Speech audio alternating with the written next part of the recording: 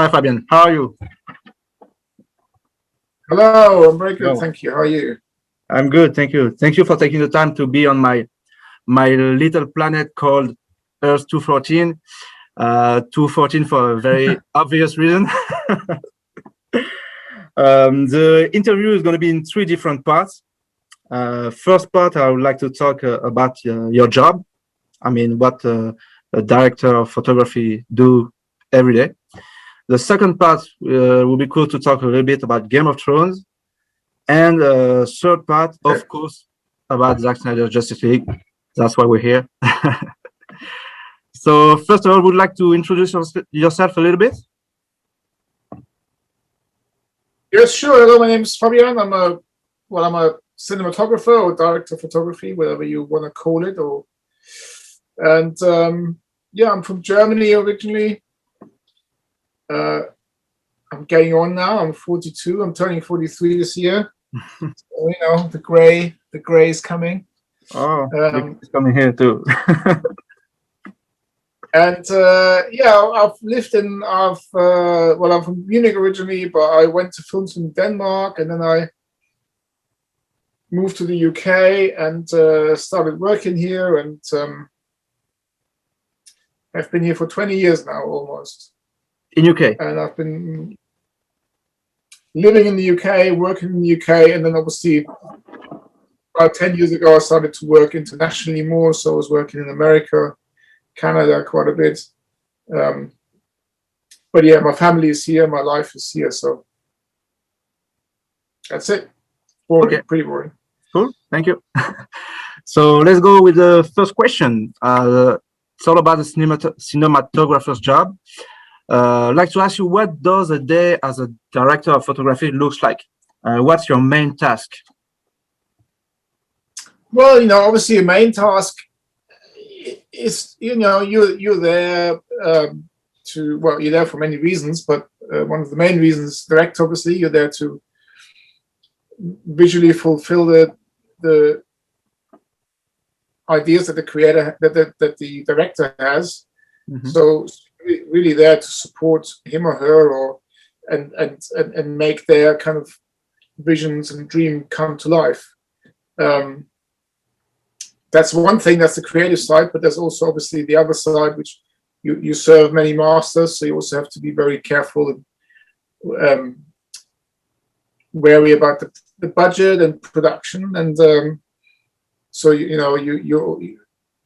also have to, you know, not only creatively do your job, but you also have to be very clever and work with production about how to achieve it in a financial way that's possible for what the production have. So, and then you have a whole crew that you manage and that you sort of run, and so it's a very multifaceted job, really. But obviously the creative side is the one that everyone wants to talk about, and it's the one that everyone likes. The other. But I like to talk about the business side. So you have to be business minded and take care of where you invest the money when you. Not business minded as such, but obviously, you know, every film or every TV show has a certain budget, and you know, not every film has no film, no TV show ever has enough money. No matter how much money you have, you never have enough. If you have 100,000 to make a film, that's not enough. If you have 1 million to make a film, it's not enough. If you have 100 million, that's not enough either, because things go with whatever you're doing. So you never ever have enough money, and you always have to be mindful of how of what you do. And obviously, one of the things, certainly these days, maybe it wasn't as much like that in the past, but certainly these days, cinematographers are very much required to be thinking about budgets, and helping production. Obviously you want to create something and you want to achieve your creative goal, but you also have to work with things that you have and things that you're given. So a lot of the times you have to, you have to negotiate, and you have to say, well, we can't afford to have this what I want here, but that's not so important. So I'd rather take that money and put it over there because that's more important. So, there's a lot of negotiating going on and just being mindful in general. So yeah, it is kind of, it's not business-like, but there's a certain aspect of it to it. Okay. Okay. Thank you. Next question is, how could you explain to a beginner like me the difference between shooting with a digital camera and a film camera, and how or why would you or the director would choose one of the other? One or the other. The main difference between shooting on film or digital is that if I shoot on film, I probably don't sleep during the night because I'm thinking about how the rushes will be the next day, because you never quite know. On digital, you just see exactly what you're going to get, and so you never have to worry about rushes ever again. One of the nice things about shooting on film was always the fact that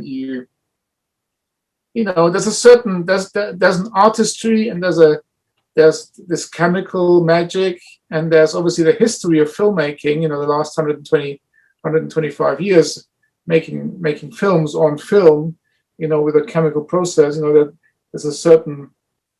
there's a history attached, and there's a certain emotion attached, and then nostalgia to that, which nothing can top that. It's amazing. I'll never forget the first time I was shooting film. I never forget the first time I was loading a magazine on 35mm, and I always love shooting film, but it just doesn't happen as often these days. And I'm always very lucky and happy when I do get to shoot film. But I have to admit, I enjoy shooting.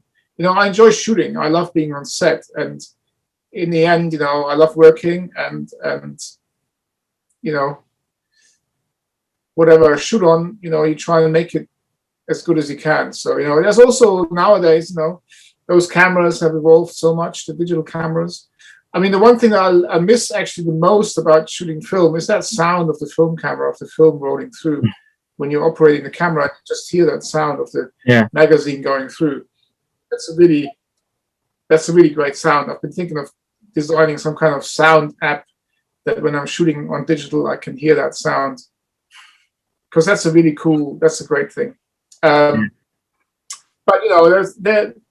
they're two completely different things, but they're both beautiful in their own way. Yeah, I might be wrong, but every time we hear about people's great directors, like of course Zack Snyder, Christopher Nolan, Quentin Tarantino, they always talk about film. So I was like, what's the difference? Okay, got it. Well, I think there is a lot of differences, and I think this nostalgia thing has a very, very big part of it, because all of us people who work in the film industry, we all got into the industry because we love films, and so inevitably, I was born in 1978, so I was watching old movies, from the 50s, 60s, 70s, earlier than that, and they were all shown on film. So there's a certain nostalgia to that, obviously, but there's also things like, one of the big differences, which hasn't got to do anything creatively really, but is, there's a discipline when you're shooting on film.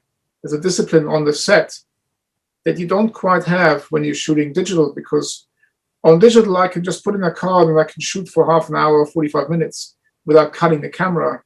Mm-hmm. So people become a bit more complacent. People get on their phones, or because you can just keep going and going and going. And equally for directors, they just keep shooting. You do a take and you just don't cut, and you just keep shooting and shooting. And so there's a big difference there, because the discipline on film is much more strict and much more precise. You only have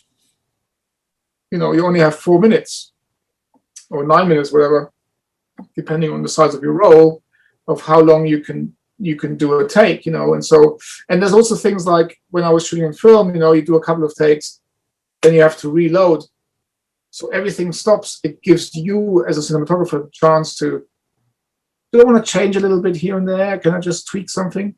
If you're shooting digital and the director doesn't cut, there's nothing you can do, Mm-hmm. So it does have a huge impact on working, but I think in the end it just comes down to the way you work and the way your relationship is with the director and the rest of the crew, And so, you know, I always make it very clear that, you know, let's not just roll. Let's try and, you know, be a bit more precise. And if I have to stop because I need to change something, I will say it, you know. So Okay, nice, good to know.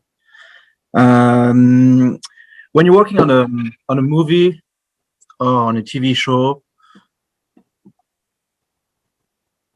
yeah, are you still working on a movie when the shooting is done, maybe on VFX or anything, or is your job done when the shooting is done?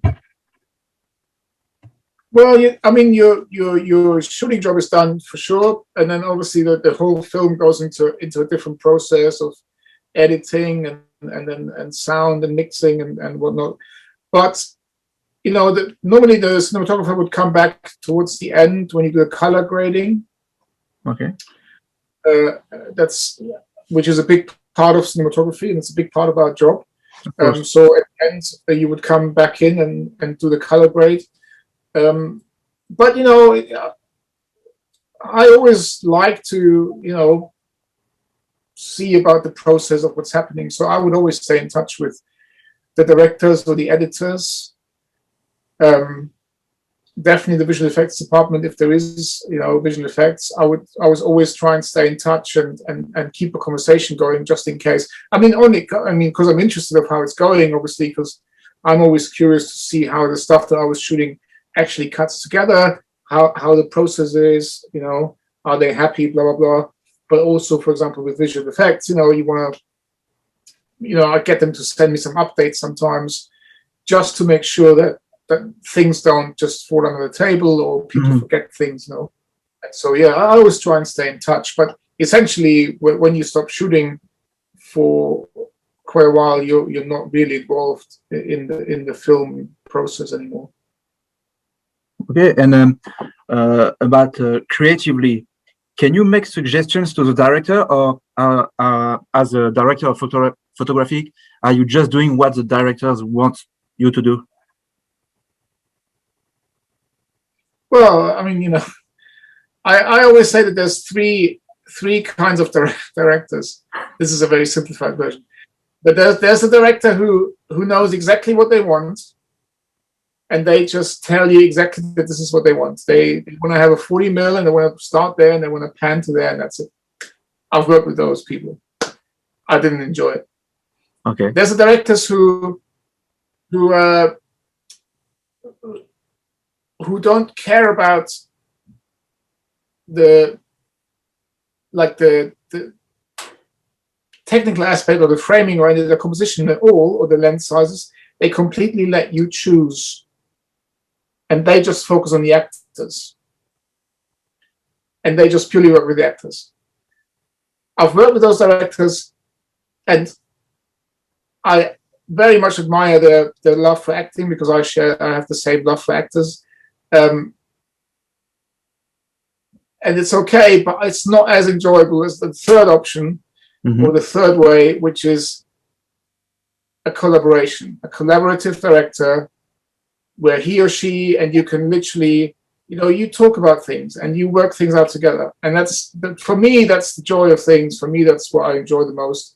You know, you have someone who, they know exactly what they want, I know what I want, and we talk about it, or we don't know what we want and we figure it out, you know, and come together and you create something that's much better together than what it was individually before, you know, and that's, to me, that's the most enjoyable process. And so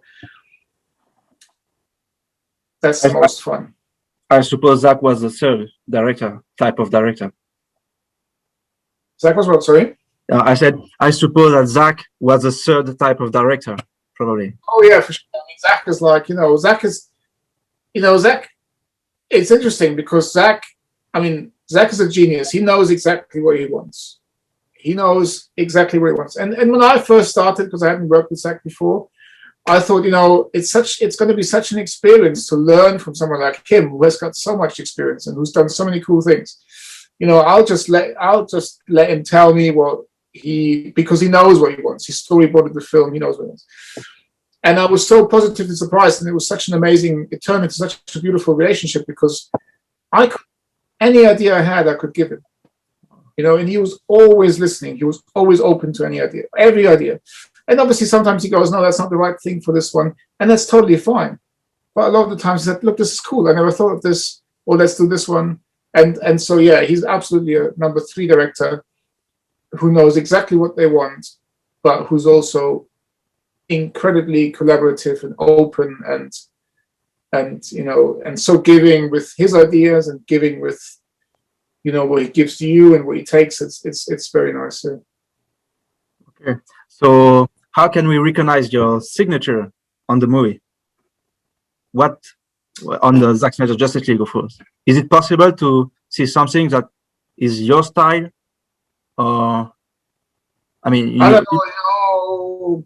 I don't know. I mean, I hope so. I'm not sure what it would be. I mean, you know, I approach every job the same way, and I don't ever make any difference. I don't know whether I have a style. I hope I somehow do. People tell me that I have some kind of a style. You know, I love certain things. I love silhouettes. I love reflections. I love darkness. Some people know that. You know, so for sure. But you know, this film. You know, I think. I don't know, to be honest, that's a really difficult question. I'm not sure whether you recognize my style, but you know, I just hope that it serves the story, and you know, I did what they wanted, what Zack wanted, and you know, that it's going to be a fun, cool-looking film. You know, one thing is sure that your style really rocked, because we're going to talk about it later. But you've done some episode on Game of Thrones that trended a lot. So yeah, your style impacted people. in a good way. Yeah, in a good way, of course. Cool.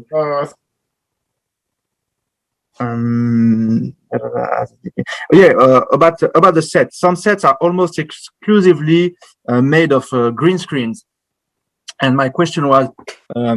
How about the light? Do you have to just light it up and then you can change in during the post-production? Or even if with a lot of green screens, you have to adapt your light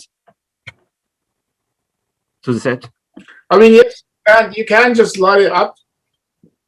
But the problem is then you've already lost control of what you're trying to do. So I really enjoy doing green screen because it's very imaginative and you have to be really thinking about it. But no, you know, green screen again is a collaboration, because green screen you can't do on your own. Green screen you can only do with the visual effects department, and that can be a really cool, interesting and fun relationship. And I've had some very good experiences with visual effects, you know, Game of Thrones and, for example, Justice League and many other films. But you know, if to really make green screen I think good is when you really work it out, with the visual effects department, and then you light it exactly the way you want it to be later. And then the visual effects work with your lighting, you know, and when that comes together, visual effects can work really, really well. So you have to but no, I think you have to be. No, sorry, go on. No, you have to be precise, and you have to light it on the day the way you want it to be.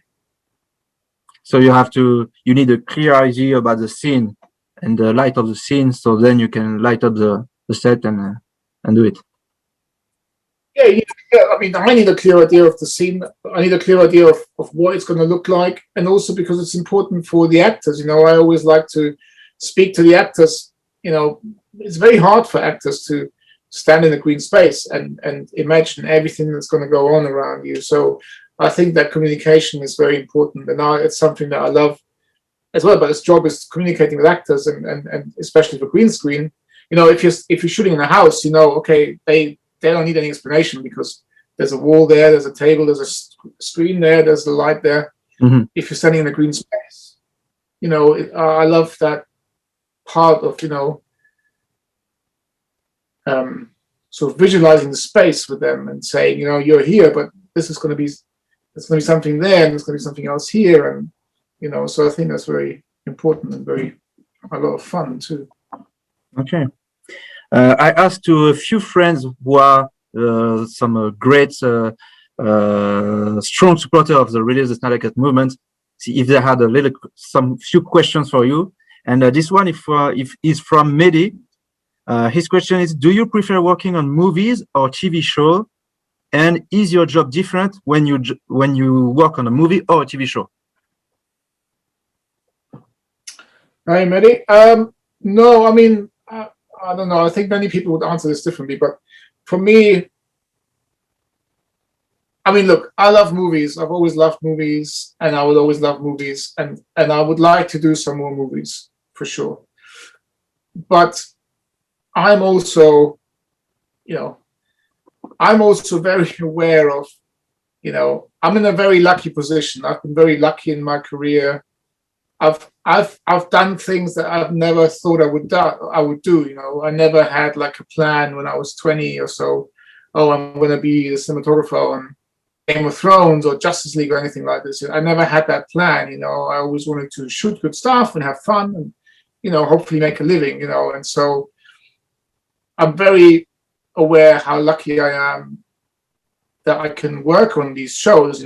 So I would never say I wouldn't want to work on TV, because TV these days is amazing. There's some amazing TV there. A lot of the TV that I've done is bigger than most films, so and the amount of creative freedom you get on TV these days and the things that we can do on TV is incredible. So, no, I love movies because I love movies. I love the art of movie making, but I think TV is an art in itself, and certainly the future. I think those big shows are the future. So you have more freedom. No, I don't approach it differently. Sorry, I don't approach any job differently. I approach whether I'm doing a low budget film or whether I'm doing a commercial or whether I'm doing Justice League. I approach everything from myself, from the way I am. I approach everything the same way. So you have more freedom when you creatively more freedom on a TV show, you said. No, I mean, no, that's not true. I mean, you have, obviously, the most freedom you have is if you're doing a low budget, if you're doing a low budget film, you have the most creative freedom because it's just you and the director, and you can decide whatever you want to do. As soon as you have a studio involved or a channel or a production, there's many more levels of, opinions and people who want to have things a certain way. So, I don't think I have, it's a difficult question. I think, just bounce on what you said. Okay. Last question about your job is from Jim. It's a little long, so I'm going to read it and maybe we're going to cut it in different questions. Okay, from Jim. I'm always amazed by the difference between the behind-the-scene pictures and the final look in the movie. What do you do to know how to set the stage ready for shooting with a lot of green screens? Do you have to talk with the VFX team? And how do you determine what is possible to correct or not in post-production, and what to correct or adapt during the shooting? So a little hard question, but can restart if you need. Well, what's the first part again? What do you do to know how to set the stage ready for shooting with a lot of green screens? Well, so yeah, that falls into the other question. I mean, like I said earlier, it's all about communication with the visual effects department. So, I mean, first of all, you decide the look with the director and everyone around you. You decide, okay, what's this going to look like? Okay, right. So we're going to be in space somewhere, and there's a planet there, and the colors are going to be like this, blah blah blah, whatever. So once you have that look, then you make mood boards. You create like mood boards that show you, okay, this is the way it's going to look. The light's going to come from here. This is this color, that's that color. So you create those mood boards so everyone can see them, and you say, look, this is how it's going to be, and then you can light it to that. So that's really that. And yes, and the next part of the question, it needs you have a to lot talk of with the VFX team. So yeah, you just answered this. And the last part was, how do you determine what is possible to correct or not in post-production? I mean, I guess the only, you can only determine that. I think that's just experience, because, the more you've done it, the more you know what you can get away with. So I get into those situations all the time where, I look at the frame that I'm about to shoot. The first is about to shot, the director's about to shot action. I'm like, shit, I've only got 10 seconds left. Okay, I can't do this little bit over there. And then the experience tells you, okay, that's fine. I can sort that out later. That's an easy fix in the color grade or whatever. Or it says, I can't fix it later. So then you would have a chat with the director and say, look, I just need 2 minutes to fix this. So I think that's just experience of what you can get away with. Okay. I'd like to talk about Game of Thrones now. I've done my homework. I have rewatched some of the episodes you worked on, especially 2 episodes. In my opinion, these are some of the best episodes we've seen on TV shows. So of course, I'm talking about the Battles of the Bastards and the 3rd episode of season 8 with the Night King. Congratulations for working on this, by the way. Thank you. So my first question was it's about the Battle of the Bastards. There's a one-shot sequence with Jon Snow, and I wanted to ask you, just can you tell us more about how it was to shoot this scene? The one shot in the middle of the battle with every horses and fights everywhere. It was easy for me because I was sitting in a tent. Slightly away. I was in safety. It was dry. I had a wireless control for my stop, and I probably had a cup of coffee, and so it was easy for me. But no, it was easy for when I was shooting it, but it was hard for everyone else when they were shooting it, and it was hard to figure it out beforehand of how we were going to do this shot. So Miguel and I, the director, we spent a lot of time working out how we're going to do this, how we're going to pull off this shot. So because it was a very Sorry. I'm so sorry. I'm just asking, you're not holding the camera all the time?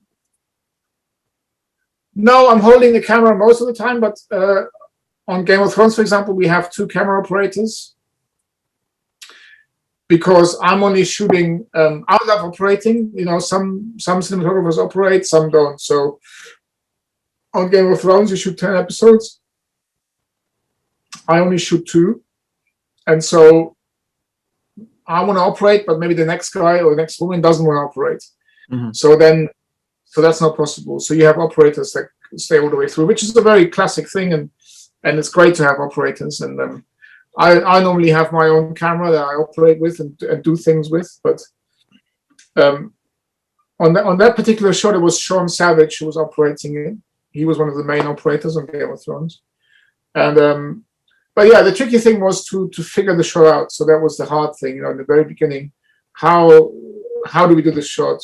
Once we knew what we wanted to do, it was like, how do we do it? How can we do it safely?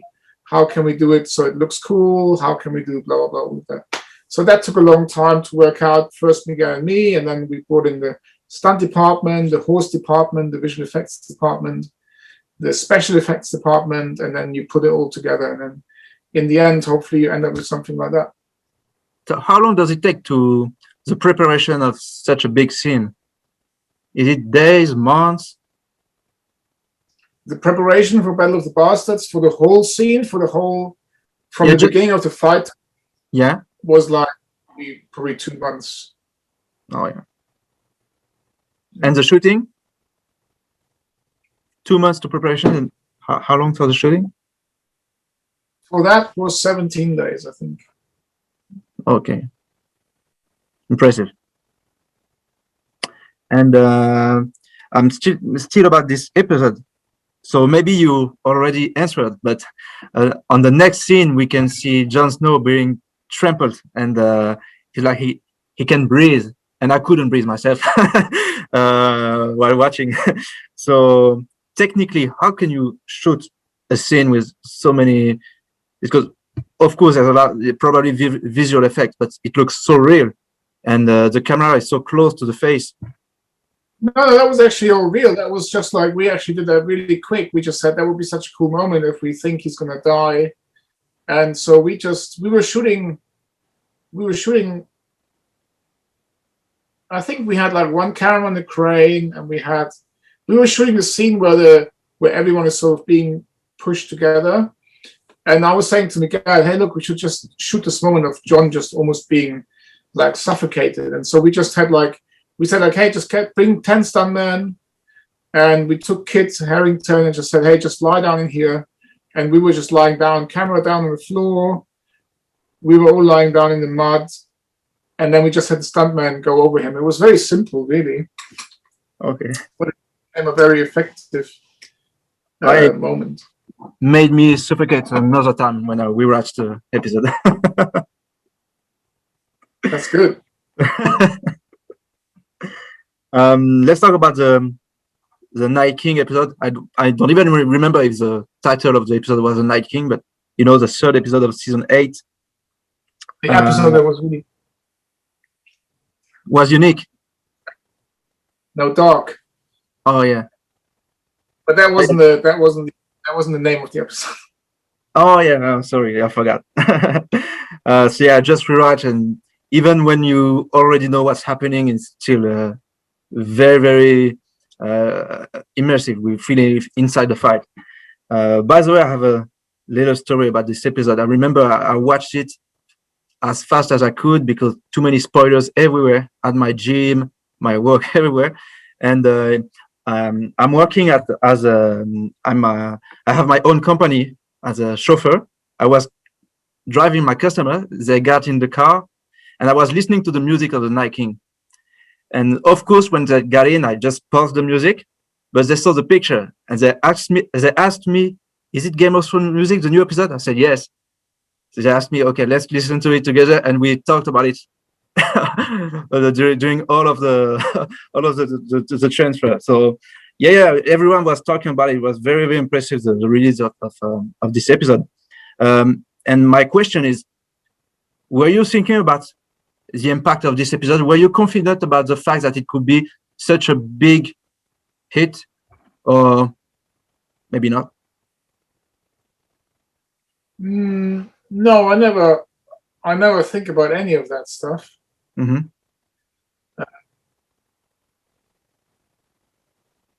We never think about. I never think about any of that stuff, whether it's going to be a hit or whether not. I mean, this episode, I'm not sure. I don't think it was a hit. I think it was, some people loved it, some people hated it. I think probably more people hated it than loved it. But I never think about those things before, and I never think about those things during, and I only thought about it sometimes afterwards because of all the press it got and all the hassle and all the, all the abuse I got on Instagram for it being so dark, and people were saying I ruined their lives and all of that. So that made me think. But no, normally I wouldn't. Okay, probably better. This episode was really shot at night. 40 nights. No, 55 nights. Whoa. 55 nights. So probably with real horses and many people, how is it possible to shoot at so many people at night? Well, it's just the same as in daytime. It's just a little bit darker. Okay. No, I mean, we were shooting in Belfast in February, so it gets dark at 4 o'clock. So I think we started shooting at 5 or 6 o'clock at night, and then we were shooting till 4 o'clock in the morning. For 55 nights. And I have a question about the scene. Yeah, sorry. It was very strange. Yeah, you became a bat. Kind of, yeah. I have a question about all of the swords of the Dothrakis being light up. It was real fire. Real fire, yes.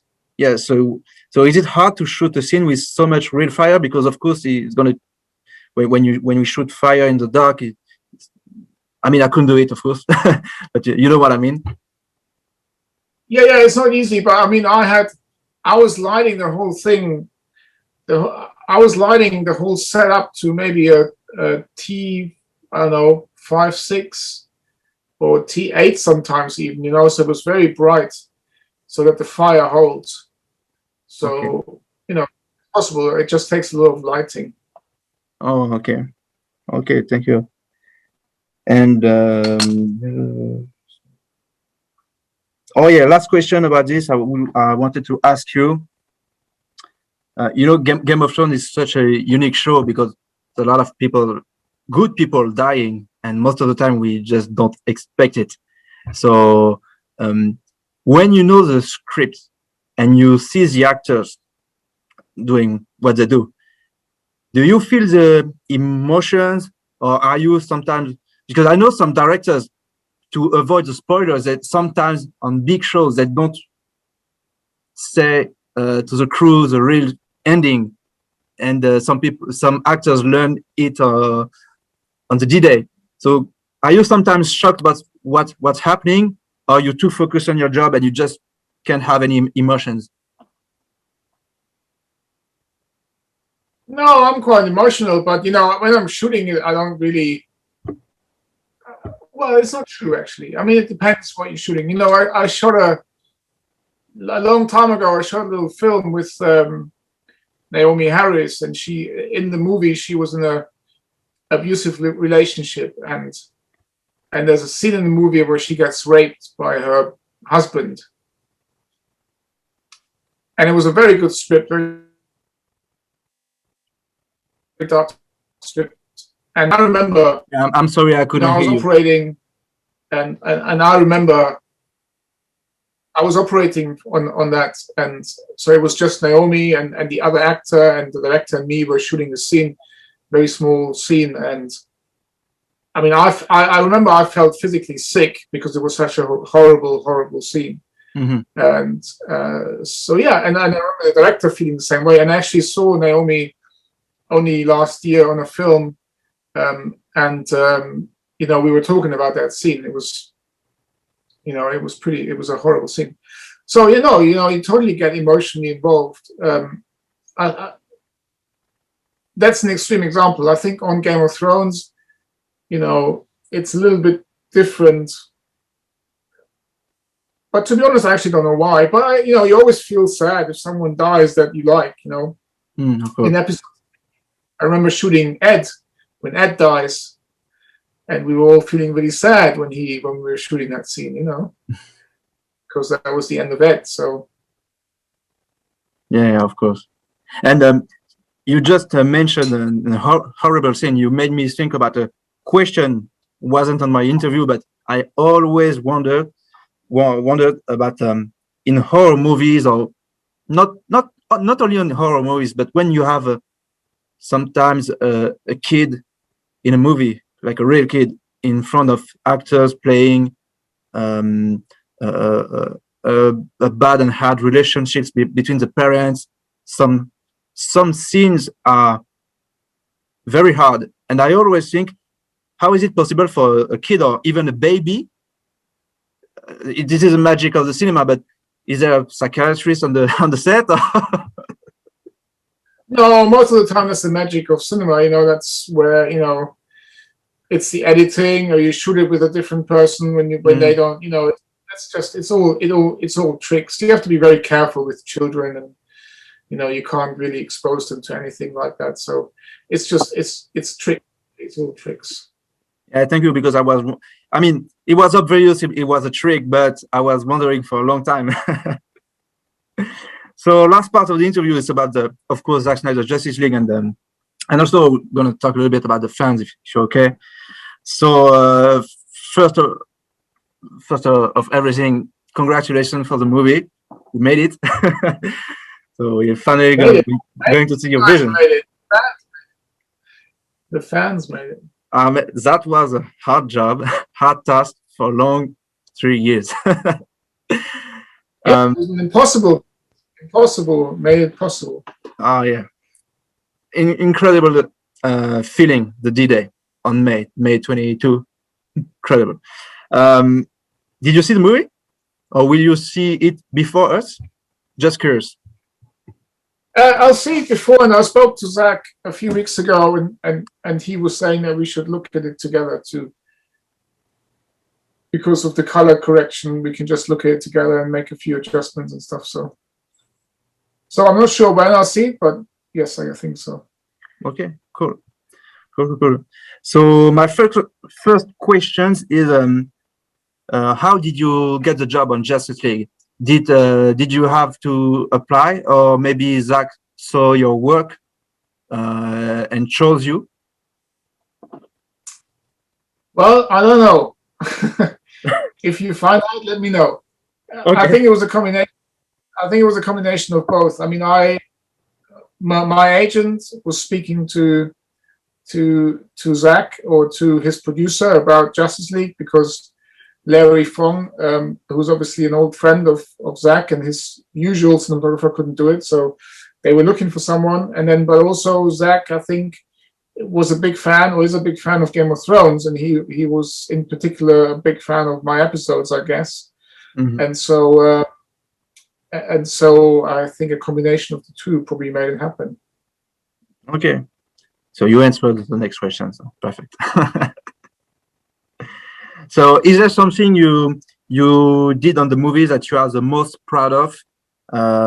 It might be a specific scene, or maybe just a shot, or whatever.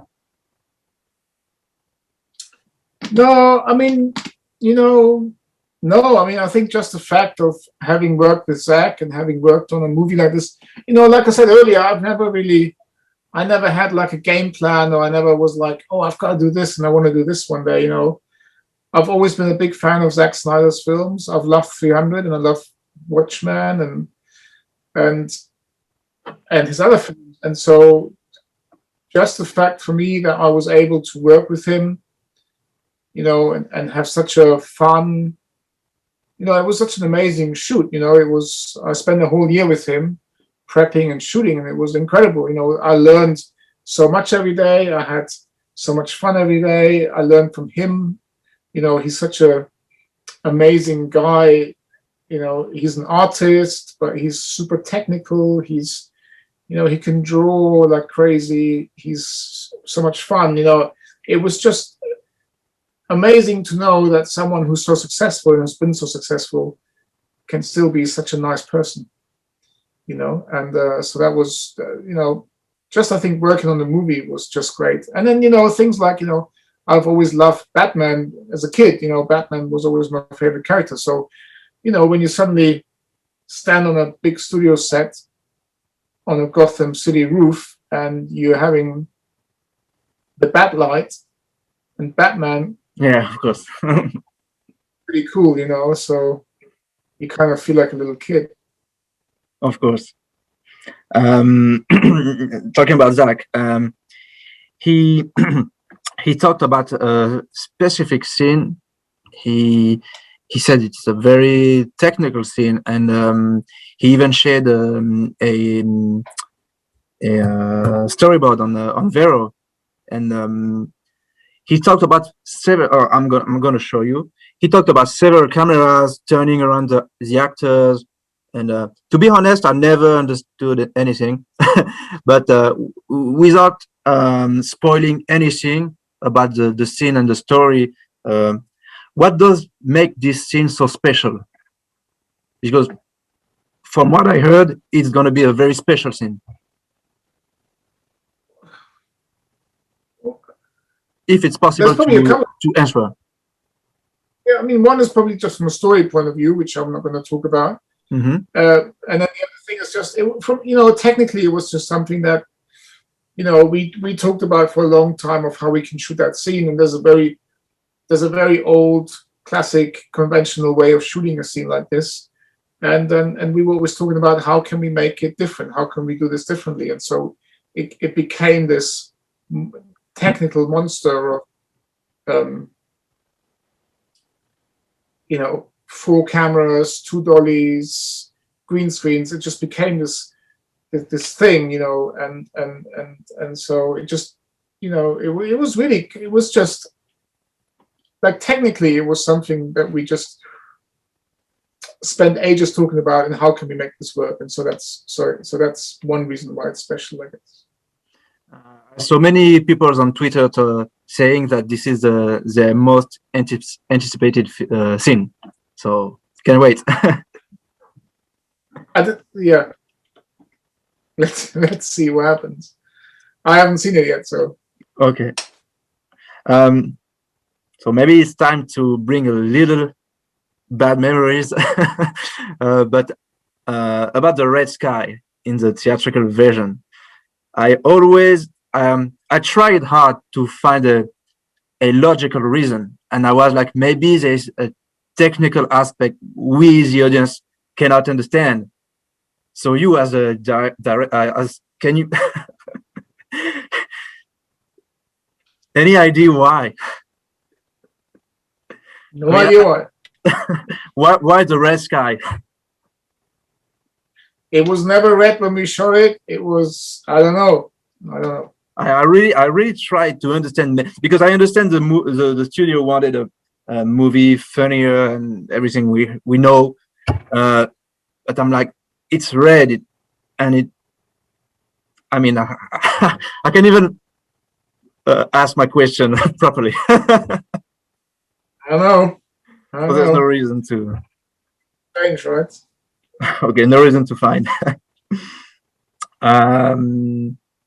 Oh, okay. So next question: if you, of course, if you can answer to this, if it's not going to tell us the story, what is your favorite scene of the movie, and what are you waiting the most from this movie?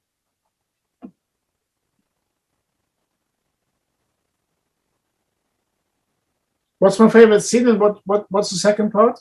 And the second part is, what are you waiting the most from the movie? Well, I mean, again, I think I would have to say that I don't think there is a favorite. There's one favorite part for me. You know, like I said, every day on this job was an experience. You know, I never thought that I would get this job. I never thought that I would work with Zack Snyder. I was driving to work for like 4 months in the morning thinking, this is insane. This is actually happening. You know, so I was never, you know, there wasn't one favorite thing. Every day was an experience. Every day was great. And I loved every single day. What was the second part? Sorry. The second part was what are you waiting the most from this movie now that we are finally going to see it?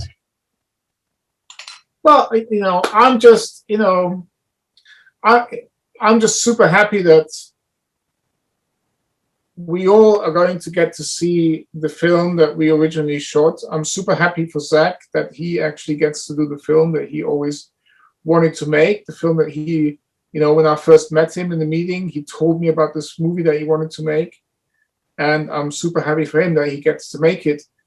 We must not forget, though, that, you know, one of the sad reasons why this has happened is because of what happened in his family, you know, and so, you know, you kind of wish that none of that had happened, because that's way more important. But, you know, here we are, and it's amazing what has been done in the last 4 years or 3 years with the American Suicide Prevention Foundation and things like that. And so I just think that's the thing that I would think I couldn't think of anything to be more proud of is you know, that whole movement, you know, that came from such a tragic event, you know. Mm-hmm. Yeah, absolutely. Okay, next question is from Stefan. So his question is, hi Fabian, how much do you have to adapt working with a director such as Zack, who is known for his visuals, how do you bring your own style to the movie while staying true to the director's aesthetics? And was it a challenge, a fun challenge? Hi, Stefan. It's a good question, and you know, that's what I said earlier. You know, that's one of the reasons why it was amazing to work with Zack, because he's so collaborative. Yes, he knows exactly what he wants. He's very visual. He storyboards everything, but at the same time, he gave me complete creative freedom to have my ideas and to bring my ideas to him, and we would talking a lot about different ideas and how to do things, and it was like, that's why for me it was such an amazing experience, because it was something I didn't probably expect, and that's the way it turned out. So it wasn't difficult at all. You know, he pretty much let me do what I thought was best, and we shot the shots that he knew he wanted, and he listened to me when I came up with ideas, and that's, you know, that was really great. Okay, thanks. From Nassim, what does it take to keep his calm and keep quiet about the situation when you see your coworker and friend go through such difficult times, having his project taken away from him and not be able to support him publicly because of NDA and contracts? Yeah, that, you know, that's always difficult, but you must not forget that those things happen all the time. You know, all the time you do projects where other people eventually decide what it's going to be like. I mean, this is an extreme case, obviously, because of everything that happened. But of course it's difficult. But I think that's why, you know, the precedents that this has set with the fans being so supportive, and, you know, a lot of the crew being so supportive. There's many people in the crew who were supportive of Zack's vision and Zack's film. You know, it's not just me or a couple of other people. There were loads of people who have always publicly spoken about that Zack's version would be different, and it's not. It just was never. It doesn't matter whether it was good or bad. That's not the point. The point is, it was never the film that Zack wanted to make, and yeah, now we get to see it. Absolutely. Yeah, which brings to a question I had. I remember the day you talked about the fact that we only saw probably 10% of the movie. It was in an event in Germany, if I'm right, or I don't remember. But you mentioned it was more than a year ago, 2 years ago, that we saw only 10% of the movie. And on that day, of course, I got very angry. But at the same time, hope just increased because it was one more proof that a real cut existed.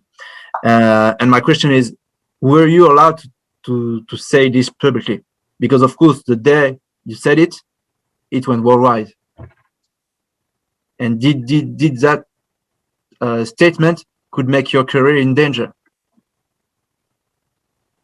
Well, I hope not. I mean, I sometimes say things I probably shouldn't say.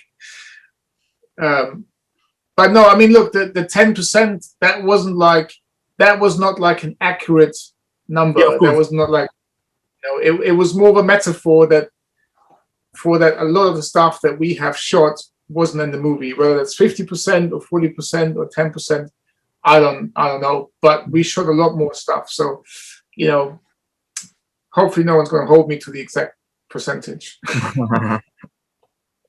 Okay, next question is from Fabian, so French version of Fabian. Did you have to adapt your work to stick with Larry Fong's style? Because every cinematographer has its own style. Did you need to ask him advices? Hey, Fabian. No, I mean, you know, I've always been a big fan of Larry's, of all the stuff that he's done. So he's more of an inspiration than anything else, you know, but at the same time, I don't want to copy anything. I want to do my own thing. But then you always get inspired by what other people do. And I've been inspired a lot by things that Larry has done. So hopefully, I think that subconsciously a lot of the stuff that Larry has done has influenced, me and hopefully my work on this especially. So purely because I like Larry as a guy and as a cinematographer. So, but in the end, you just do your own thing, whatever that might be. Okay, thank you. And about the theatrical version, when you in 2017 when the movie got out, did you think it was over? We would never see Zack's vision, and do you have any hope, or were you like hopeless and it's done? Well, to be honest, in the beginning, I didn't think we would ever get to see the film that we made, that we shot in 2016. I mean, I've openly said it that I was quite sad when I saw the theatrical cut. I said that before. But, after that,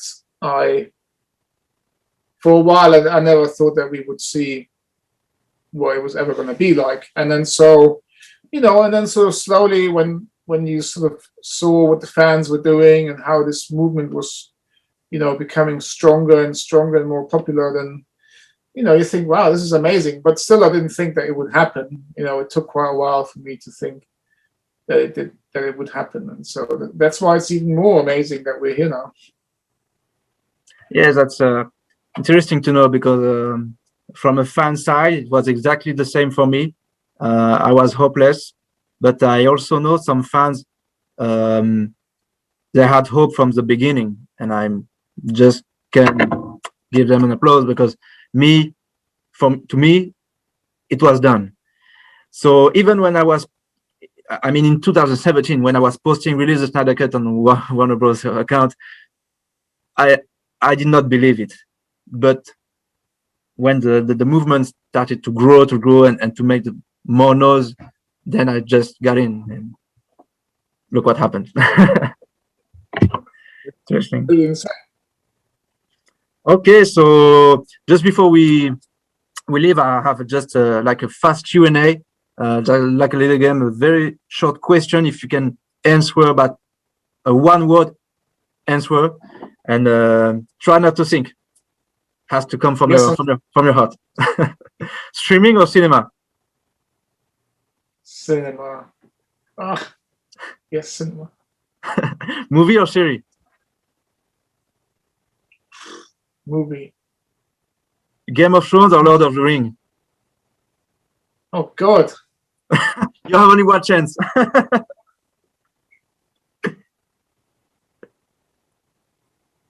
I don't know. This is hard. This is tough. I didn't expect it to be this tough. If you had a gun on your head and you have to choose. Lord of the Rings. Yeah. Because I've done Game of Thrones. You change. Gimli or Tyrion Lannister? Huh? Gimli or Tyrion Lannister? Oh, Tyrion, for sure. Batman or Jon Snow? Batman. Night King or Steppenwolf? Night King. Sci-fi or fantasy? Sci-fi. Sci-fi.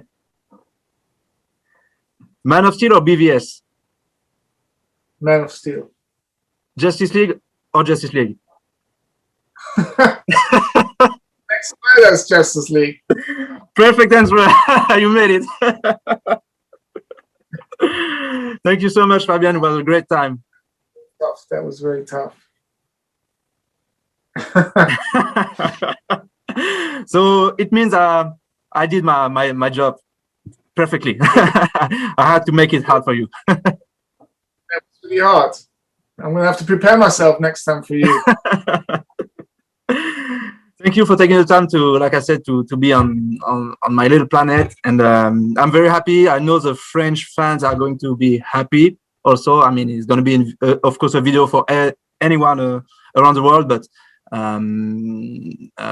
Like I said, we don't always have the best articles on the news, so we are doing the job ourselves, and it's very good to have. No, that's great. Thank you. Well done, and stay safe in France and in Paris. I miss being there. I haven't been for so long now. Let's hope this is over soon and we can all travel again. I hope so. And you know who's going to drive you?